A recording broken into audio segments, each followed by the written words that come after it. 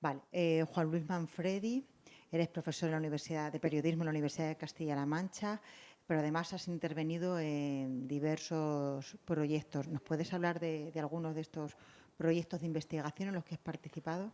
A mí el tema que más me interesa en relación con el periodismo tiene que ver con la transparencia, con la rendición de cuentas, con un poco el seguimiento de qué hacen los gobiernos en las políticas públicas, cómo se implementan, qué consecuencias tienen en la vida de las personas.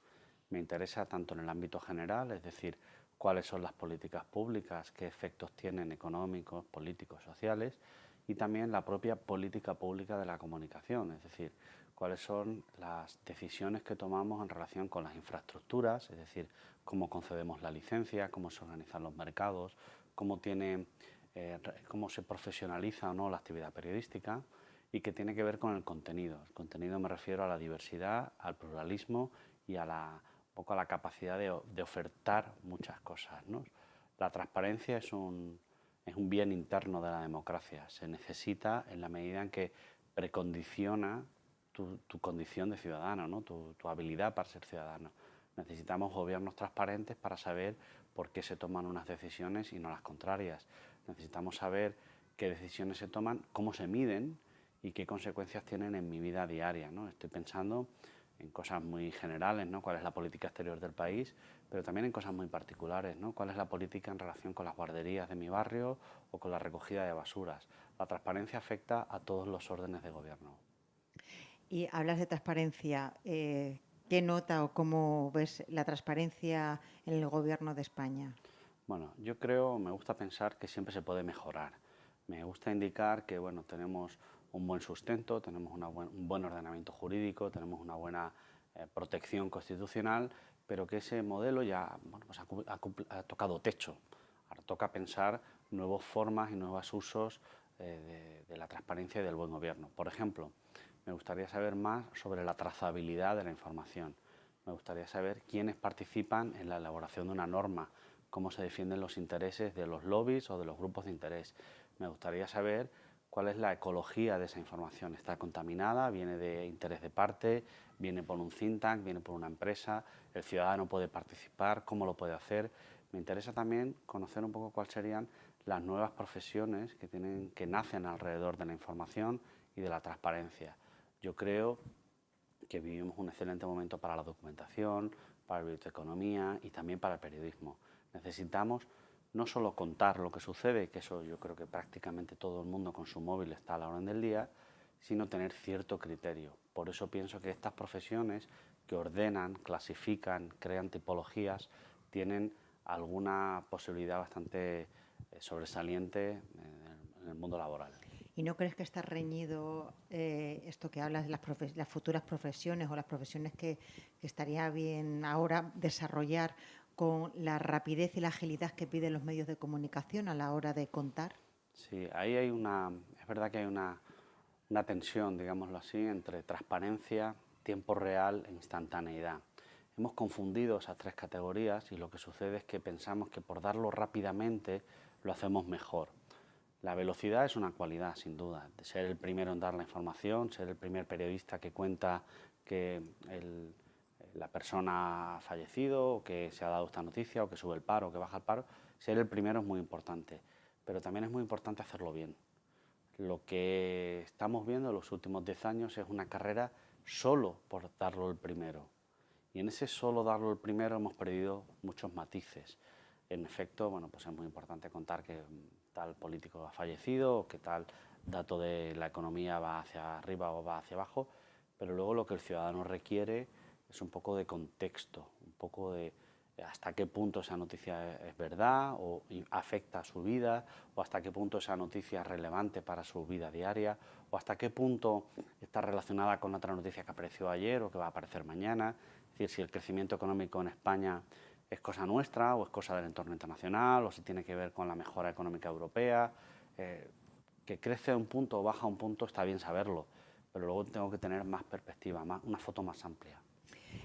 Una cuestión. Hablamos antes de la transparencia y yo te preguntaba por la transparencia del gobierno. Ahora te pregunto por la transparencia de de los medios de comunicación, de las empresas mediáticas. ¿Son transparentes? Ese es un tema complejo porque con la transparencia sucede una especie de contrariedad en los términos. Pedimos, como ciudadanos, que todo el mundo sea transparente. Como periodistas y como empresas de comunicación pedimos a los sindicatos, a los partidos, a los gobiernos, a las instituciones, queremos vuestras cuentas, queremos saberlo todo. Y cuando eso nos lo piden a nosotros, pues nos genera cierta incomodidad. El grado de transparencia en España de los medios de comunicación tiene un estándar medio, digámoslo así, no demasiado cualificado porque tenemos el acceso a los registros, tenemos capacidad para pedir las cuentas, pero nos falta, y ahí sí veo un problema, un riesgo, digámoslo así, los intereses cruzados, eso que no aparece en ningún sitio. Esto es, si una empresa tiene la propiedad de un medio de comunicación, pero a su vez tiene propiedad en otro medio, eso no, me gustaría verlo con más claridad. Me gustaría conocer cómo se toman las decisiones de inversión publicitaria, en el sentido de por qué me pongo una campaña aquí o la dejo de poner, y me gustaría también conocer cuáles son los criterios para influir en esas campañas, ¿no? Yo pienso que en esa relación, bueno, pues podemos mejorar bastante. Hablabas también de que en tu intervención de que hemos perdido, o sea, nos fijamos mucho más en lo emocional, lo que contamos y perdemos en contenido. ¿Eso por qué? ¿Por qué pasa esto? Bueno, yo creo que tiene que ver con una sobreabundancia de información, es decir, tenemos impactos por todos los sitios. En mi móvil suena el Twitter, suena el WhatsApp, llega un correo, veo una información, la radio, la tele, tenemos ese impacto. Llega un momento en que la persona crea una coraza para ir seleccionando aquello que le interesa. Y no hay ninguna duda de que los sesgos emocionales contribuyen o colaboran o encajan mejor con nuestras necesidades. Desde un punto de vista práctico, porque la gente al final está cansada. Entonces yo llego a mi casa a las 10 de la noche y quiero algo sencillo, algo ligero, que se llamaba antes, ¿no? Antes se decía soft news, ¿no? Cosas no demasiadas hard news. Luego además tiene que ver con la emoción, porque la política y el marketing político ha entrado mucho en esa línea. Ha entrado en la cualidad del líder, en la cualidad de la capacidad de influir en la sociedad, olvidando o dejando atrás toda la información razonada y razonante, ¿no?, que crea una opinión pública no solo emocional, ¿no?, de me gusta o me disgusta este tema, sino también la capacidad que tenemos de tener un criterio propio, si la política pública se está cumpliendo, si no se está cumpliendo, si la subida de las pensiones es real o no. Eso no se está contando bien. Una última pregunta.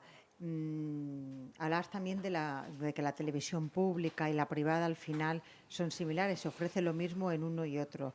¿Qué diferencia debe de haber, o para ti qué diferencia tiene que haber, bueno, pues para que exista una diferencia, ¿no?, entre ambas televisiones, y qué sería mejor? Muy bien. La televisión pública o los medios públicos, porque incluyo también a la agencia o incluyo también a la radio, tienen una función social bastante clara. Tienen la misión social de informar para que haya una sociedad democrática más abierta, más plural y para que se rindan cuentas. La pregunta yo la haría a la inversa.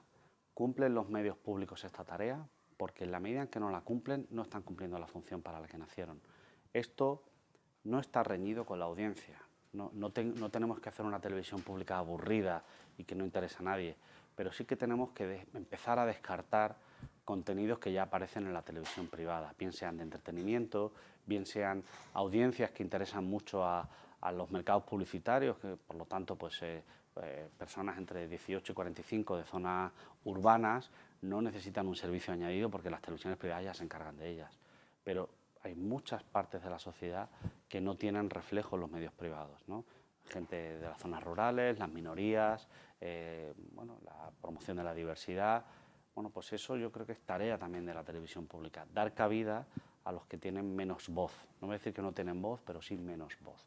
Y yo creo que en la medida en que eso se cumpla, tendremos mejor televisión pública. La paradoja europea nos cuenta que en los países donde la televisión pública es mejor, la televisión privada mejora. Al revés no sucede.